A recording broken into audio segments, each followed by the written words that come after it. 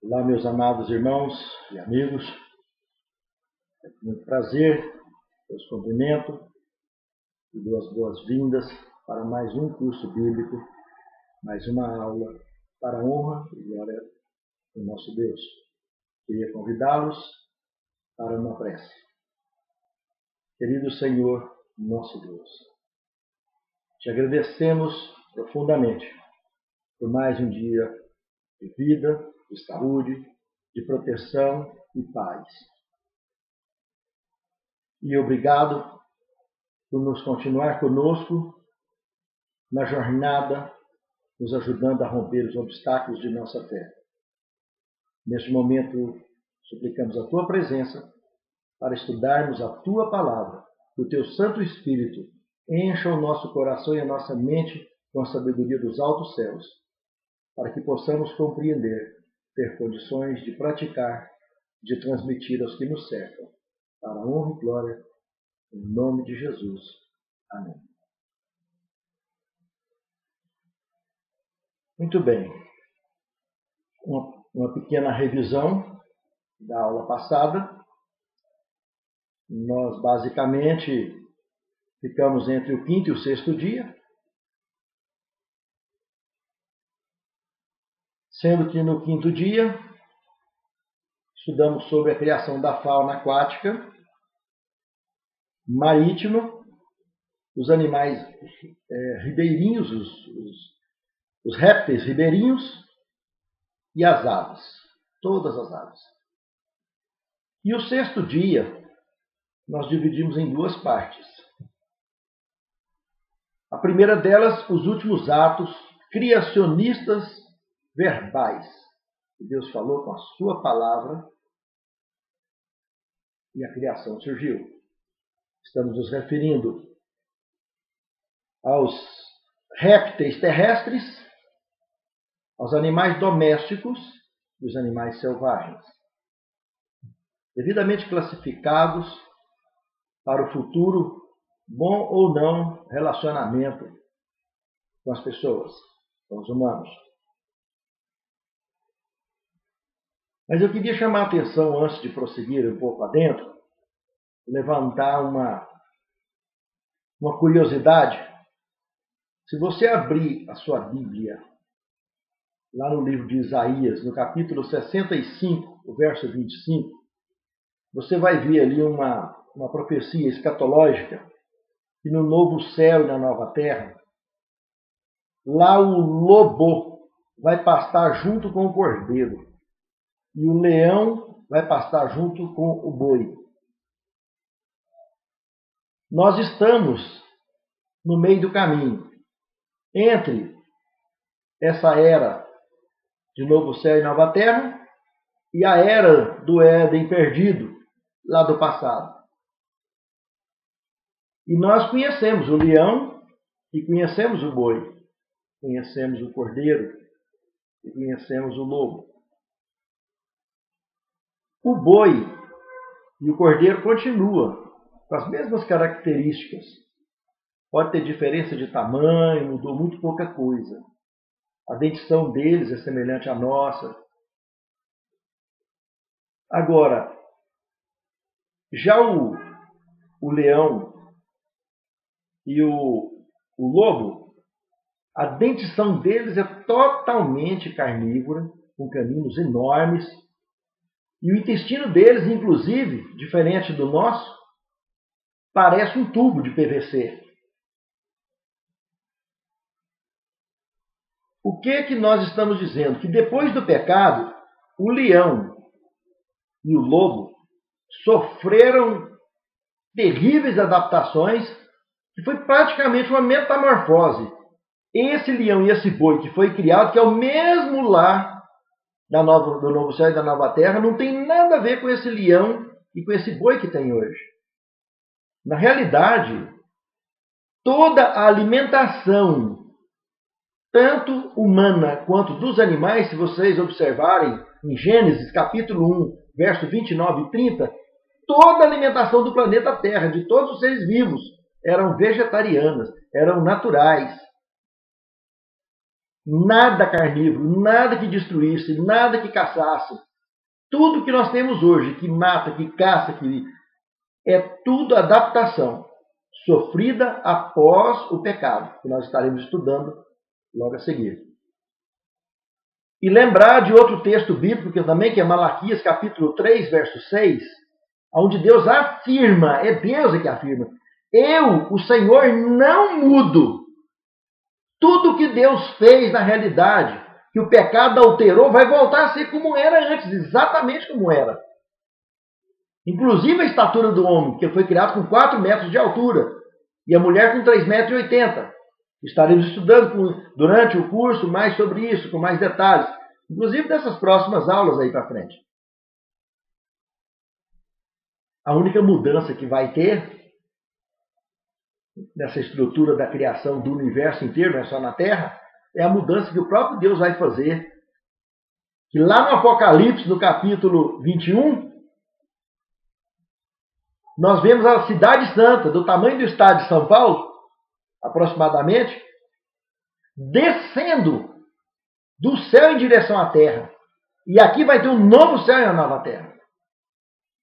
Nós vamos estar estudando em detalhes sobre isso daqui a um dia. E para isso acontecer, lá também está dizendo, lá no Apocalipse, entre o capítulo 21 e o capítulo 22, que nem o Sol e nem a Lua, esse Sol que foi criado para fechar a constelação de Touros, e a Lua também que foi criada nesse mesmo no quarto dia, esses 2 elementos não vão existir mais. E o mar também vai sofrer uma adaptação muito severa. Vai perder muito dele. Por causa dessa transferência, onde o centro do universo, que hoje é no terceiro céu, vai passar aqui para a Terra. E o universo todo vai passar a girar em torno da Terra, porque o dono do universo, o Criador, o mantenedor de vida desse universo vai estar aqui. E a vida gira a partir dele. Prosseguindo, ainda no 6º dia, então dentro da segunda parte, nós estudamos também sobre os atos manuais de Deus, o que ele fez com a própria mão, que foi a criação do homem, do jardim e da mulher. E fizemos também uma abordagem sobre um comentário bastante claro, que o casamento, o matrimônio, foi legislado pelo Criador e legislador do universo, lá no Éden, um ato puramente civil,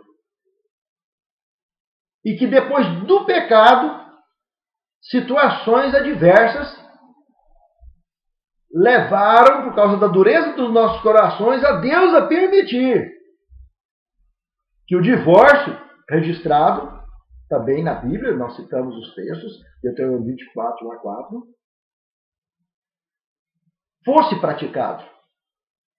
E citei também que tem, eu coloquei à disposição de todos vocês, de quem quiser, a minha tese de pós-graduação em Teologia e Cultura está postada na minha página principal,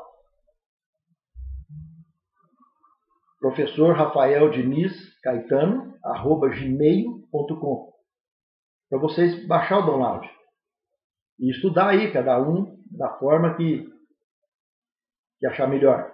Imprimir, e uma vasta informação dentro da Escritura Sagrada sobre divórcio, casamento, divórcio e celibato. Um trio polêmico, mas biblicamente claro.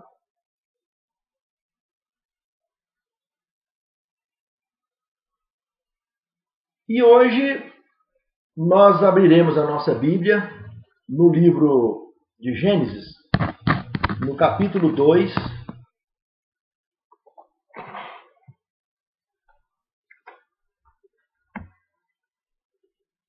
o versículo 1 ao 3.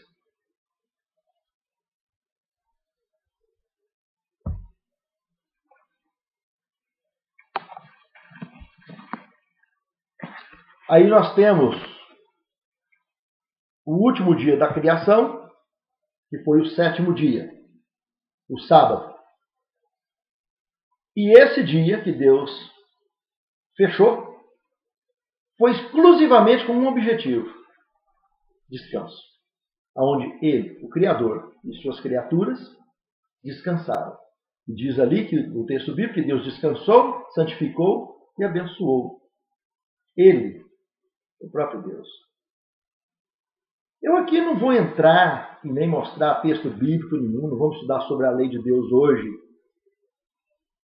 Para frente, no curso, vamos ter a oportunidade de estudar tudo isso e muito mais. Mas eu gostaria de citar apenas um texto. Isaías capítulo 66, verso 22 e 23. Guarde bem esse texto, porque ali, com relação ao sábado, que é um dia de descanso inquestionável, incontestável, indiscutível, lá deixa bem claro que no novo céu e na nova terra que eu hei de fazer, está lá muito, está no futuro, está muito além da gente, para frente, está dos nossos dias adiante. Então, o sábado vai continuar sendo guardado.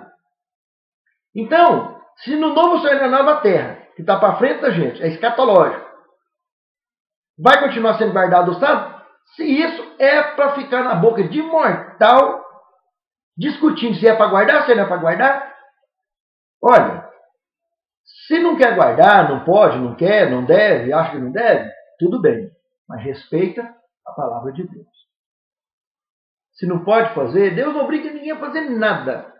Se quiseres, vinde após mim. É livre. Mas, tá lá, é assunto de eternidade. Não é nem para discutir em boca de mortal. Muito bem. Prosseguindo agora, então, eu queria deixar apenas um pequeno resumo, esclarecendo que a idade do planeta Terra, sem forma e vazia, ele se mistura com uma parte do universo. Quando Deus, lá no verso 1 e verso 2 do capítulo 1, diz que deixou sem forma e vazia. No princípio criou o Senhor os céus, no plural, os outros mundos, vários mundos. Tem uma outra idade e tem uma outra história, juntamente com essa terra que havia ficado sem forma e vazia. Agora, a semana da criação, que é relatada a partir do verso 3 do capítulo 1, essa, preste bem atenção, para não ter dúvida. Tudo que foi criado naquela semaninha ali, literal, a divisão das águas, os continentes, a flora, a fauna, o ser humano, com diferença de poucos dias da semana, somente do sol. O homem, ele é 2 dias só mais novo do que esse sol que está ali. Presta atenção nisso. Esses animais que estão ali, não importa se são dinossauros, se foram jacarés, se foram leões, o que foi que criou do jeito que Deus criou. Apenas esses animais têm 1 dia só de diferença de idade do sol. 1 dia, 24 horas. E o homem, 48 horas de diferença de idade do sol. E não sou eu que disse nem escrevi isso, não. É a palavra do Altíssimo, está aí escrito. Não adianta contestar, não adianta negar. Porque, infelizmente, muitos que se dizem estudiosos, na realidade, mergulham numa plena ignorância a ignorar fatos como tais e querer achar que esse homem e a natureza e tudo que Deus criou, e até mesmo alguns chegam a pensar que o universo todo está dentro dessa semana de 7 dias. E o pior, que está há 4.000 anos antes de Cristo, que é a idade do pecado. A idade que a Bíblia relata em Gênesis, capítulo 5, verso 5, de Adão, de 930 anos, é a idade de pecado dele, da expulsão dele do jardim. E tudo que nasceu dele, dali para fora, dele e da esposa dele, são pessoas que nasceram debaixo do pecado. Esses, os filhos deles, tinham idade biológica correta, fora do Éden. Observe bem esse detalhe. Quando você batiza numa igreja qualquer, você não fala que a sua idade biológica é tanto, e a sua idade de batismo é tanto? Alguns lembram até a idade da apostasia. Tem tantos anos que eu larguei a igreja. Tem tantos anos, eu vivi tantos anos no primeiro casamento. No segundo já tem tantos. E assim também a história do relato bíblico. O homem sem pecado, que viveu uma eternidade passada, num planeta perfeito, sem defeito, é um. O homem que tinha a mente aberta, limpa, livre. Agora, o homem que viveu fora do jardim é outra história. E nós estaremos entrando agora nesses detalhes. Gênesis, então, no capítulo 2, agora, o verso 16 e 17, temos ali uma ordem de Deus. De toda árvore do jardim comerás livremente, mas da árvore do conhecimento do bem e do mal, dela não comerás, e nem nela tocareis, porque no dia em que dela comerdes, certamente morrerás. Presta atenção. A morte que está aí relatada é a morte do pecado. É a morte eterna. É extermínio. O sono da morte é só um detalhe da misericórdia de Deus, por incrível que pareça, para interromper o processo de sofrimento de quem iria viver debaixo do pecado.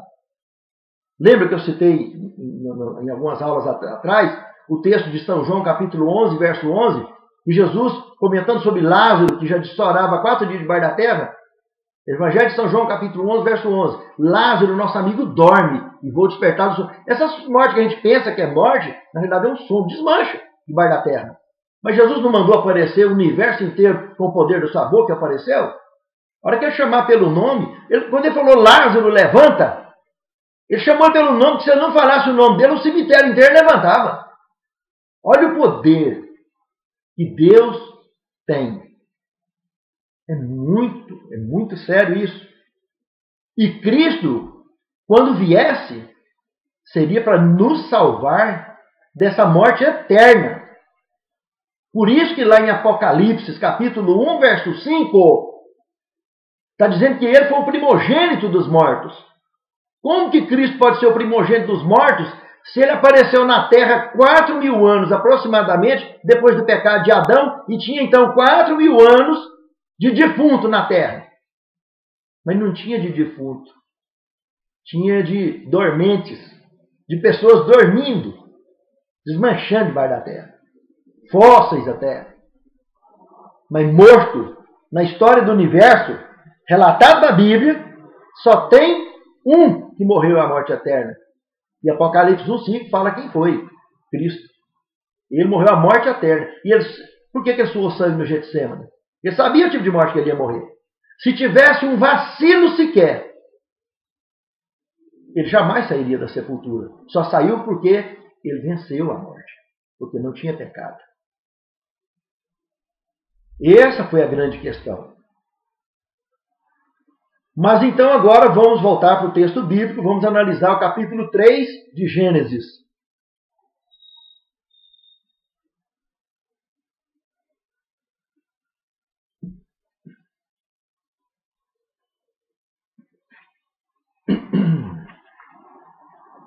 O que nós temos ali no capítulo 3 de Gênesis é muito sério. Ora, a serpente era o mais astuto de todos os animais do campo que o Senhor Deus tinha feito. E esta disse à mulher: é assim que Deus te disse, que não comereis de toda a árvore do jardim? Respondeu a mulher à serpente: do fruto da árvore do jardim podemos comer, mas do fruto da árvore que está no meio do jardim, disse Deus: não comereis dele e nem nele tocareis, para que não morrais. Disse a serpente à mulher: certamente que não morrereis, porque Deus sabe que no dia em que dela comerdes, os vossos olhos serão abertos, e sereis como Deus, conhecendo o bem e o mal. Meus queridos irmãos, que coisa mais séria. Olha alguns detalhes muito interessantes. O primeiro que eu queria chamar a atenção é que Eu já tinha dito na primeira aula que quando Deus veio povoar essa terra aqui, o pecado já estava correndo frouxo lá no céu. Mas não tinha nenhum dos mundos, segundo o relato bíblico, nenhum dos mundos do universo tinha aceito ainda a subversão contra o governo de Deus. Nenhum líder, pelo menos.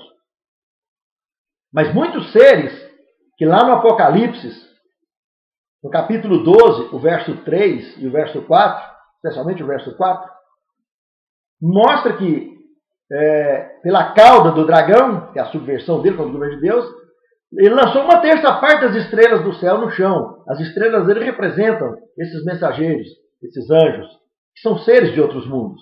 Uma terça parte ele conseguiu levar na conversa. Veja que coisa mais séria. O pecado já estava rolando solto. E aqui, agora, ele, na Terra, conseguiu, infelizmente, o casal que administrava o planeta levar na conversa. Começando pela Eva. Começando pela serpente. Que, segundo aqui o relato bíblico, diz que era o animal mais inteligente, mais astuto que tinha. E outro detalhe. Ela voava, não rastejava. Nós vamos ver agora mesmo que a maldição dela foi rastejar para o resto da vida. Se a maldição foi para rastejar, porque ela voava. É o outro lado da moeda. Toda moeda tem dois lados. Se a maldição dela foi para rastejar o resto da vida, porque ela não rastejava, ela voava. Isso é óbvio. Mesma coisa. Se comer do fruto, certamente morrerá. Se não comer, viver eternamente. O homem não era para morrer. Não foi criado para morrer. A escolha dele fez isso. A escolha da serpente fez isso. E o segundo detalhe. A serpente estava conversando com a mulher. Existia uma interação aberta entre o homem e a natureza.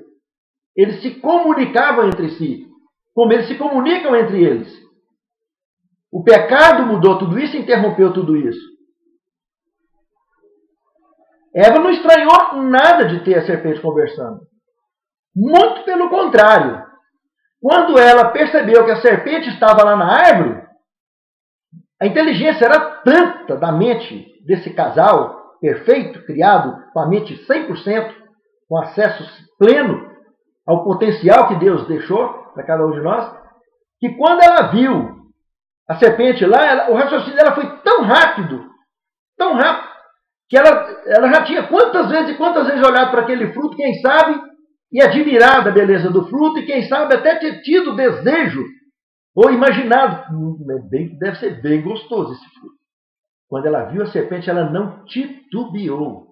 Ela simplesmente arrancou para ir para lá, porque o cérebro dela raciocinou tão rápido que ela viu que a serpente estava lá e que a serpente não tinha morrido. Estava firme lá. Porque Deus ainda não tinha, a serpente, por alguma artimanha do diabo, a serpente ainda não tinha sentido o impacto todo dos efeitos do fruto que ela comeu. E ali ela comendo o fruto diante da mulher, então, a mulher aproximou e não questionou nada. Simplesmente o que levou a mulher a aproximar foi, primeira coisa, subestimou o mal. Porque se Deus tinha dito que ali estava a morte, porque era propriedade particular dele, ninguém podia mexer, ela desconfiou de Deus. A partir do momento que ela aproximou e subestimou o mal. Ela não tomou outra providência, ela não chamou o marido, ela não chamou Deus, ela simplesmente aproximou. E a aproximação, uma coisa é o passarinho passar voando por cima da cabeça, como diz Lutero. Outra coisa é deixar ele passar, ele fazer ninho na cabeça. Assim é o pensamento. Passar, passa. Mas deixar fazer ninho, hoje fica 5 minutos, amanhã fica 10, daqui a pouco você não dorme seu passarinho mais. E assim é o pensamento. E se for o pensamento errado, é um abraço. É com 2 tempos está caindo. A aproximação fatal, jamais deveria ter aproximado. E a pergunta isca. Jesus falou que ia ensinar os homens a ser pescador de ouro. Falou, Pedro, eu vou te ensinar, vou te fazer pescador de ouro. Falou para os apóstolos dele, para os discípulos dele. E certamente eu já tinha falado isso no evangelismo, lá no céu e em outros mundos, quando o pecado já vinha rolando frouxo lá para cima. E o diabo, conhecedor disso, e já muito mais velho, foi a primeira criatura que Deus criou. Ele não criou o diabo, ele criou Lúcifer, portador de luz. Era o regente das orquestras celestes. Esse indivíduo, Lúcifer, ele próprio criou o diabo, criou Satanás. A palavra Satanás quer dizer adversário, diabo quer dizer opositor. Quando Lúcifer se opôs contra o governo de Deus, ele levou esse apelido de opositor, que no grego é diabo. E quando ele divulgou isso para outros seres, ele levou o segundo apelido, adversário. E ele conseguiu convencer a serpente, mas a serpente não era líder do planeta. Ela já tinha caído na garra dele. Quem sabe há poucos minutos antes de Eva. E Eva, através da ilusão transmitida pela serpente, que deve ter sido o preço que ela pagou para conseguir qualquer coisa do diabo, apresentou o fruto para Eva. E com isso, a coisa andou. Então a pergunta que ela fez foi uma isca. Vem cá, Deus falou mesmo que de toda a árvore do jardim você não pode comer de nada. Veja se Deus falou um negócio desse. Uma pergunta totalmente imbecil, mas que criou um gancho para abrir um diálogo. E com isso ela comeu a isca.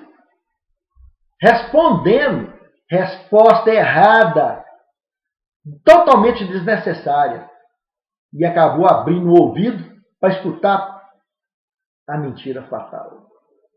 E essa mentira fatal, e ele disse, que não morrerás, mas você vai ser Deus, vai ser igual a Deus. Aí o bicho pegou.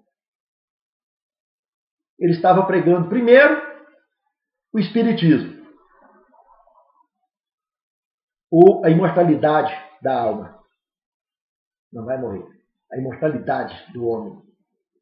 O homem sem Deus é plenamente mortal. E nós já vimos em estudos anteriores que o único ser imortal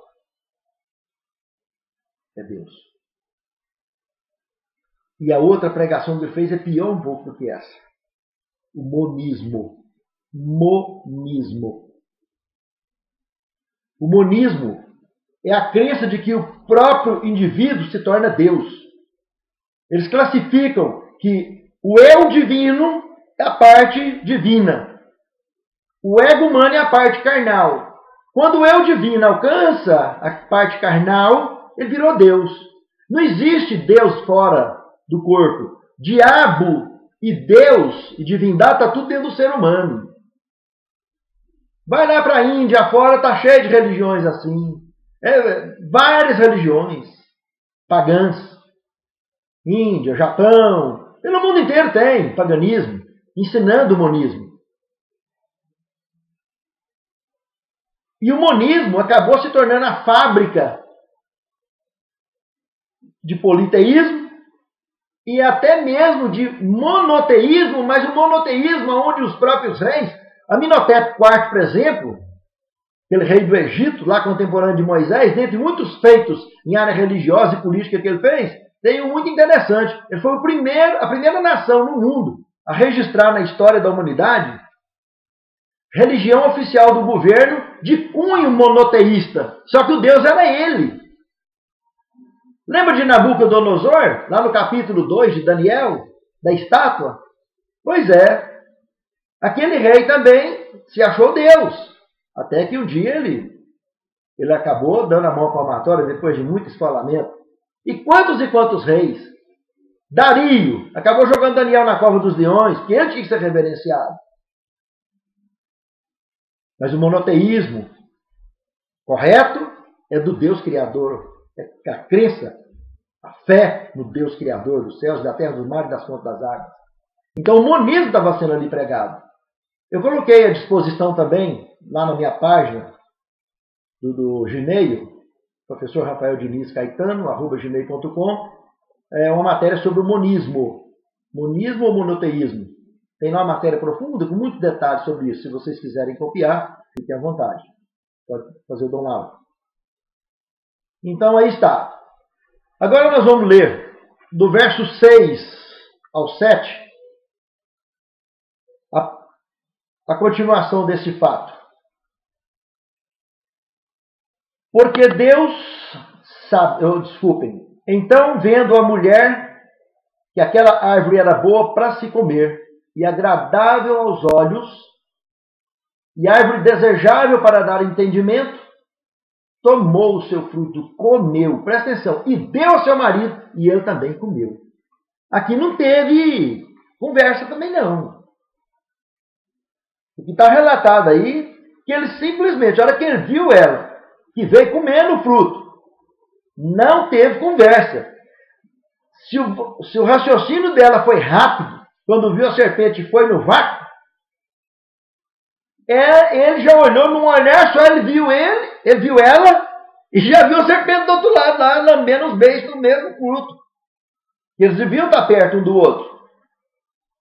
Não estava longe do alcance visual um do outro. E simplesmente ele pegou e comeu. E é uma só carne. Mas uma só carne até na fatalidade, eles entraram nessa. Eles não tinham nem ideia que quem sabe, por pior que fosse, uma separação naquela hora não teria dado tanta bagaceira que deu na história desse planeta. Mas tudo bem. Baseado, quem sabe, num amor ainda que comprometido já, então, pelo pecado, porque a decisão de escolha de pecar é tão funesta que o estrago é feito rápido, do dia para a noite. Foi imediato a sensação que eles sentiram. Pensa a turbulência mental que eles começaram a sentir tão logo completou o ciclo. Sentiram o prejuízo de imediato. E o que o texto bíblico relata, o verso 6 e o verso 7, nós acabamos de ler, né? Então, vendo a mulher que aquela fruta era boa, os olhos, e então foram abertos os olhos e ambos conheceram que estavam nus, pelo que coseram folhas de figueira e fizeram para si aventais. Perderam até a roupa do corpo. Pensa que prejuízo, hein? Tem pessoas que viciam em jogo, né? Perde até a roupa, às vezes, calçado, família, patrimônio. E aqui no Éden, quem vivia na eternidade, com tudo para viver eternamente, perdeu até a roupa. E já foi logo, porque na hora que aconteceu isso, imediatamente, o diabo que estava só de longe olhando a confusão, vazou para o céu para ir contar vitória para lá. A Bíblia não relata se essa roupa que caiu foi ele que levou para mostrar lá para o arcanjo Miguel, né? Que ele tomou, ele assumiu o comando, ele tem o direito de assumir o comando da liderança da terra. Ele tem um mundo para ele agora, na casa. Se a Bíblia não revela se ele levou, se ele não levou, se essa roupa simplesmente só desapareceu e derreteu no mundo e pronto, o que interessa é que essa roupa que eles tinham, a ideia que a gente tem é o super-homem, né? Aquela roupa especial que tem, né? Tirou ela, fica fraquinha. Essa roupa foi tecida nos teares do reino eterno. Com certeza tinha coisa muito importante.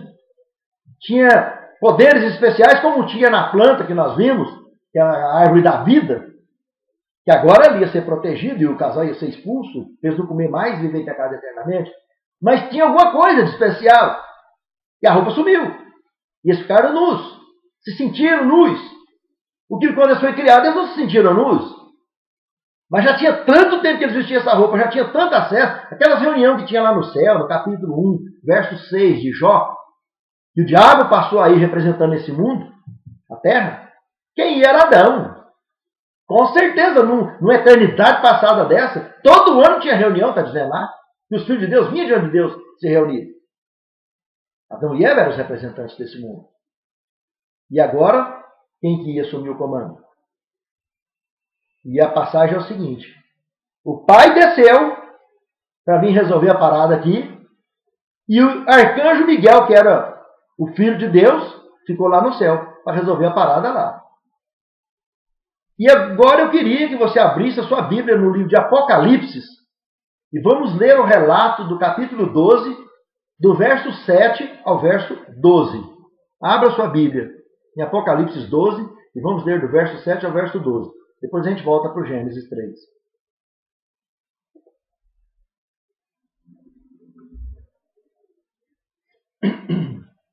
Houve batalha no céu. Miguel e os seus anjos batalhavam contra o dragão e os seus anjos, mas não prevaleceram. Nem mais o seu lugar se achou nos céus. Foi precipitado o grande dragão, a antiga serpente Satanás. Foi lançado na terra, e os seus anjos foi lançado com ele.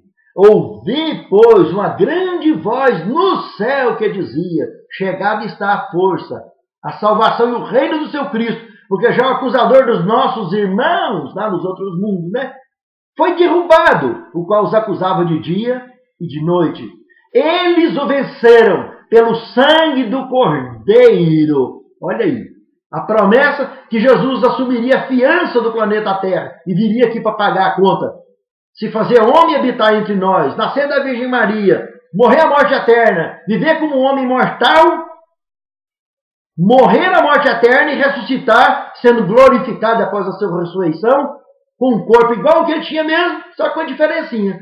Agora ele ia usar os poderes dele. Passou pela parede, foi de frente aos apóstolos, depois ele assuntou aos céus, ficou mais 40 dias aqui na terra. Vamos estudar em detalhes e com o tempo isso. Então, voltando lá, houve batalha no céu. Miguel e seus anjos batalhavam contra o dragão e seus anjos, mas não prevaleceram, e mais seu lugar se achou nos céus. Foi precipitado o grande dragão, a antiga serpente Satanás, foi lançado na terra, e seus anjos foram lançados com ele. Ouvi, pois, uma grande voz do céu que dizia: chegada está a força, o reino, porque já o acusador dos nossos irmãos foi derrubado, o qual os acusava de dia e de noite.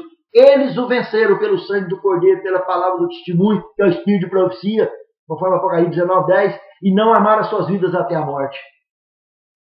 Mas alegrai-vos, vós, ó céus, que neles habitais, porque ficou livre, do diabo. Mas ai dos que habitam na terra e no mar, porque o diabo desceu a voz e tem grande ira. Olha, de lá, ele foi lançado, precipitado, viu o que está escrito lá? Precipitado aqui na terra. E é o que tudo indica, de mala e cuia. De mala e cuia. E ele chegou inteiro aqui. Para ele ter chegado inteiro, ele tem que ter vindo em algum transporte. Não é bem do jeito que a gente pensa por aí, não. Vamos abrir mais esse assunto aqui mais um pouco. Nas próximas aulas. É mais profundo um cadinho. Voltando lá para o Gênesis, então, no capítulo 3, o verso 8 e o verso 9. Ali nós temos o seguinte: ouvindo a voz do Senhor, Deus, que passeava no jardim à tardinha, eles esconderam-se, o homem e a sua mulher, da presença do Senhor Deus, entre as árvores do jardim. Mas o Senhor Deus chamou ao homem e perguntou carinhosamente, aonde estás? Adão, onde estás? Interessante. A primeira sensação do pecado, na hora que a bagaceira estourou, o diabo vazou para o céu, com medo da bomba cair em cima dele. E o casal vazou para a moita. Para quê, Será por que quando a pessoa fala que tem errado tem que ser na moita? É toda a vida, Não tem jeito. E Deus é tão misericordioso, porque ele podia simplesmente, como Jesus apareceu na frente dos apóstolos, ele aparecer dentro da moita. Já tinha acontecido, já ia ter registro do primeiro infarto. Mas não. Ele entrou lá no jardim e proporcionou condições de diálogo, uma voz de passeio, de misericórdia. Veja que ele tinha consciência, Deus, da confusão mental, o transtorno dos efeitos, como se tivesse tomado uma picada de uma cobra extremamente venenosa. Estava sentindo o efeito da morte, a sensação da morte para quem vivia a vida eterna. Veja que, como esse copo d'água, Adão tinha o óleo aqui na parte de cima, representando as coisas espirituais dominando as coisas carnais, representadas pela água. Isso era natural. Quando ele pecou, o óleo, as coisas espirituais, não passar para baixo e a carne passar para cima, transtornou tudo.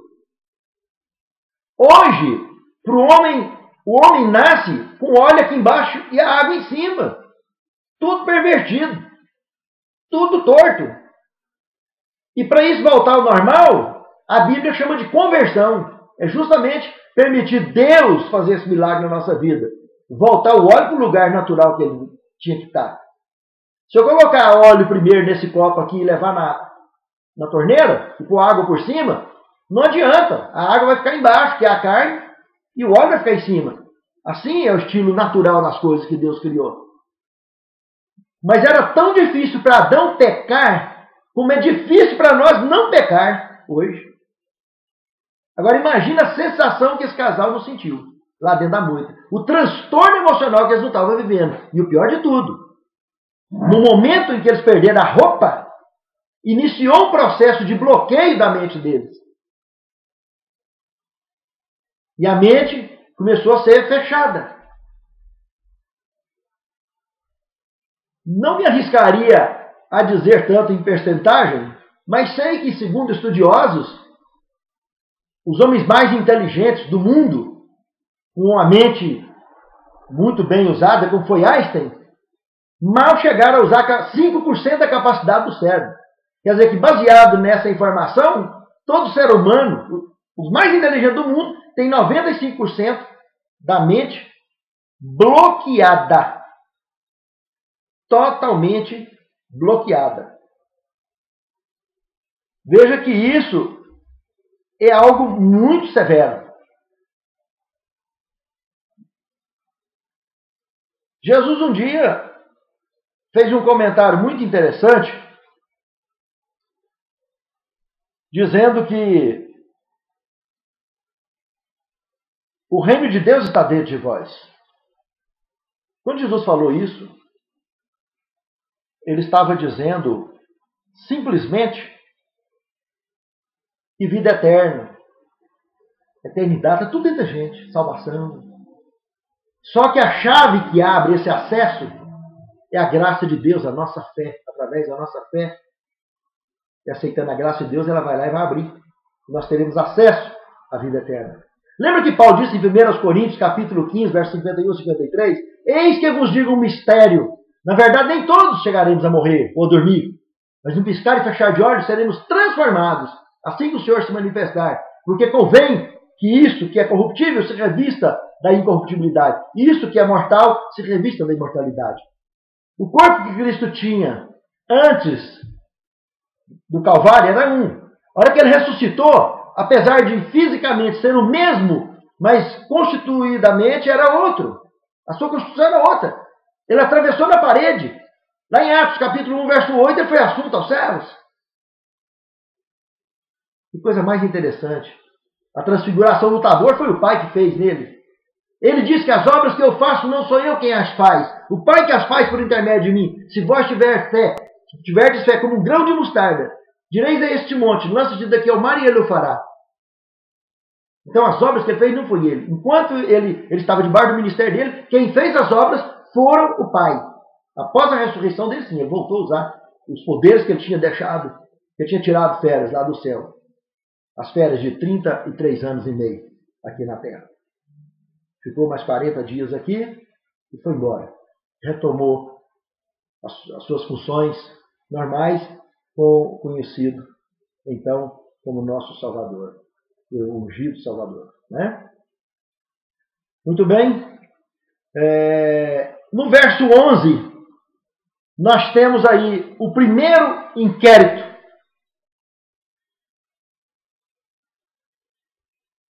Quem te mostrou que você estava nu? Ou por acaso você comeu do fruto da árvore? Primeiro inquérito. No verso 12 ao verso 13, a primeira defesa em cadeia com efeito dominó. Não, senhor, não, o negócio não foi bem assim, não. Foi essa mulher que o senhor me deu. Agora, nada de insônia mais. Agora a insônia é do contrário, né? De desespero. Foi essa mulher que o senhor me deu. Eva. Você foi... Eva. Não, senhor. Não, foi essa cobra que o senhor colocou aqui dentro. Ó. Foi a serpente. Que confusão. Que confusão. O verso 14 ao 20. A primeira sentença na terra. Maldição e expulsão. Lá no céu teve um, nós acabamos de ver. No mesmo momento que estava acontecendo aqui, a expulsão, há 4.000 anos aproximadamente, antes de Cristo, estava acontecendo a expulsão lá no céu, que o próprio arcanjo Miguel, que era Jesus na época do Antigo Testamento, estava expulsando os seres que aceitaram a subversão contra o governo de Deus, expulsando de lá e lançando para cá. Deus também ali estava expulsando o casal do jardim para fora, e o Éden, que era a terra inteira, o jardim seria protegido com querubins, nós vamos ver isso aí agora, e nada de maldição ali dentro. O único probleminha que teve ali dentro, lá em cima, no céu, Jesus, pelo sangue dele, de forma profética, escatológica, ele apresentou lá o motivo que ele ia pregar a peia no diabo e com ele para correr de lá. E lançou para a escritura para cá, com mal e cuia. No lugar dele não achou mais nada. Nem mal e nem cuia. Da mesma forma, nem mal e cuia. Adão saiu somente com a roupa que Deus teceu para eles ali agora. E outro detalhe. O verso 15, que fala da maldição da serpente, fala uma coisa muito séria. Tu lhe ferirás no calcanhar, falando da maldição da serpente, ia ferir o calcanhar da mulher, e por outro lado a mulher ia ferir a cabeça dele. Futuramente nós estudaremos em mais detalhes, e veremos que dentro da hermenêutica cristã, a mulher simboliza a igreja, e a serpente simboliza Satanás. E a descendência da mulher, obviamente, a vinda de Cristo com o seu ministério, e a volta de Cristo para a redenção final, para buscar o resultado da fiança que ele ia pagar. Lá em Números, nós temos lá, no capítulo 21, verso 9, as serpentes abrasadoras no deserto, lembra? E Deus mandou fazer uma serpente de metal e pôr lá para curar quem olhasse para aquela praga de serpente que estava matando todo mundo. Deus falou, não, faz uma serpente de metal. Olha que paradoxo.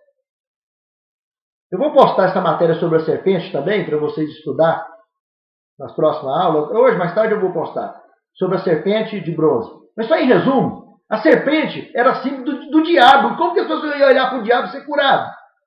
Então, os sábios da humanidade ficou mudo com aquilo, até nos dias de Cristo. E na conversa de Jesus com Nicodemos, lá em São João capítulo 3, verso 20 ao 21, Jesus esclarece sobre a questão da serpente. E quando o filho do homem foi levantado da terra, ele trairá todos a ele. Como Moisés levantou a serpente no deserto, o filho do homem também vai ser levantado. Claro, e Paulo entendeu isso. Deus o fez pecado por nós. Quer dizer, quem tem que morrer a morte eterna? É a serpente, é o diabo. E ele morreu a morte eterna? Não morreu, ele está esperando para morrer tudo de uma vez, com os ímpios tudo. Quem morreu a morte eterna? Cristo. Por isso que ele ocupou o lugar da serpente lá na cruz do Calvário. Esse significado, então, já estava ali registrado também, de forma simbólica, dentro desse contexto. Mas não podemos esquecer que a narrativa do Gênesis, que nós estudamos até agora, são narrativas de texto de ocorrência histórica, real e literal. Mas tem, evidentemente, as aplicações escatológicas.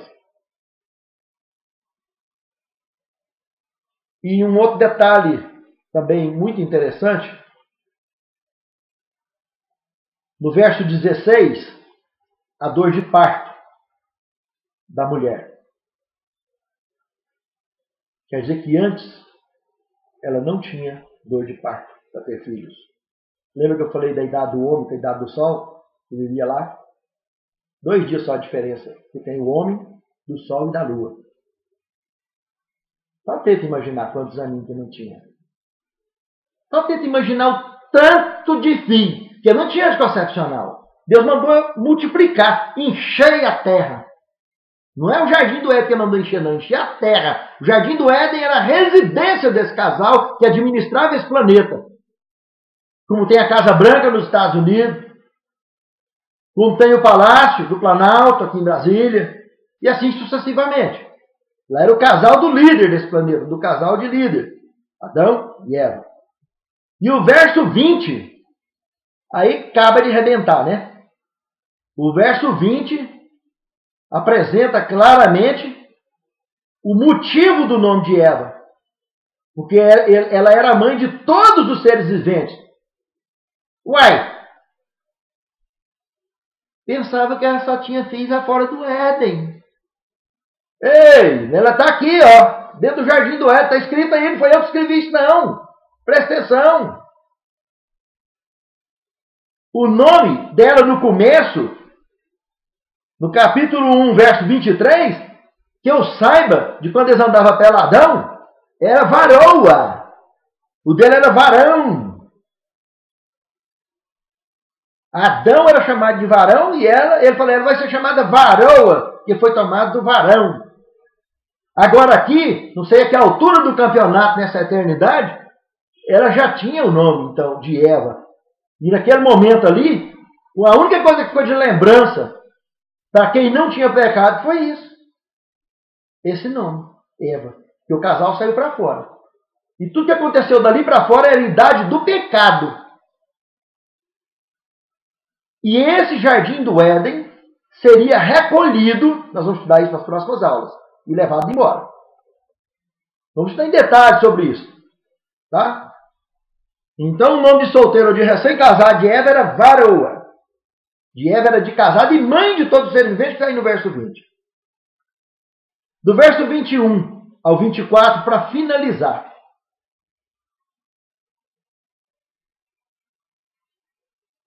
O sacrifício do cordeiro, a primeira morte, então, aqui nesse planeta, foi isso que aconteceu, e no universo, acredito.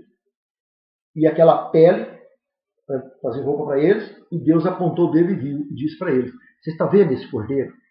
Que não tem culpa nenhuma do seu pecado. Ele tirou a roupa, morreu, para a roupa dele justificar vocês. A roupa de Cristo é a nossa justificação. É que justifica a nossa conduta. A nossa roupa suja e imunda. Aquele cordeiro, sem culpa nenhuma, morreu para lembrar que o pecado gera morte e gera sangue. E de inocente. E eles começariam dali para fora, mas sempre para lembrar que o pecado faz isso, sempre está sacrificando cordeiros. Até que o cordeiro de Deus que tinha pecado no mundo morresse lá na cruz e a morte eterna e pagasse a conta. E evangelizasse o mundo para conscientizar sobre isso e finalmente ele pudesse vir buscar os que ouviram e aceitaram. E largar para lá os que ouviram e rejeitaram, que é livre. Deus não obriga ninguém a fazer nada. Só que não esqueçam, ele não é obrigado a aceitar ninguém lá no céu. Ele convida. Quem quiser vai receber a salvação. E se não quiser, problema.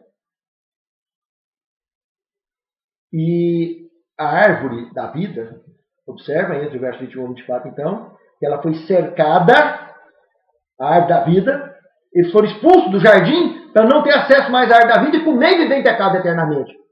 Exatamente o que aconteceu com Lúcifer e esses outros companheiros dele, lá em outros mundos, porque todos os mundos tinham a árvore da vida, tinham a árvore do conhecimento do bem e do mal, ninguém nunca mexeu na árvore do conhecimento do bem e do mal.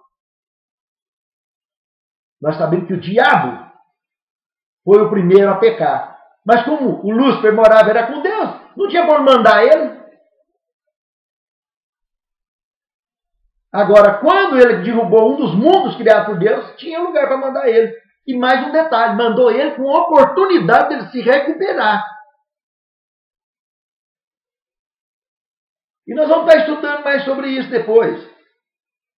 A oportunidade comprova lá em Jó, capítulo 1, verso 6.